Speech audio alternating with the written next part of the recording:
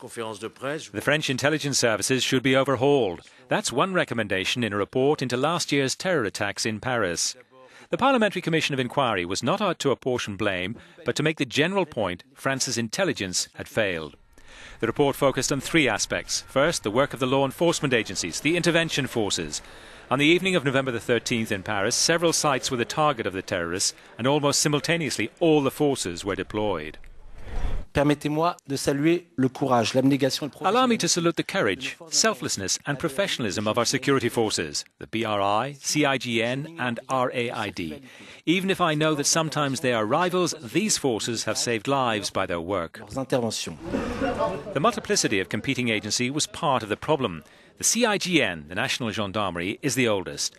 RAID is the national police counterpart of the CIGN, and both share responsibility for French territory. The BRI specialises in serious criminal cases such as armed robbery and kidnappings. The report suggests the groups should merge. The emergency services arrived at all the targeted sites between 3 and 10 minutes on November the 13th in this security situation. We propose to establish a secure exclusion corridor of rescuers for the victims protected by security forces. The rescue of the victims was another key point of the report.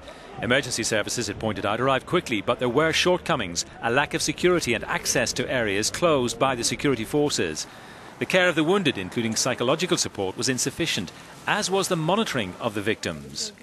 The November the 13th attack came mainly from French-speaking Belgians. Faced with this challenge, we questioned how the terrorists found their way into French territory. They were all known and recorded, and some were under surveillance. Finally, on the question of intelligence, the propositions went much further.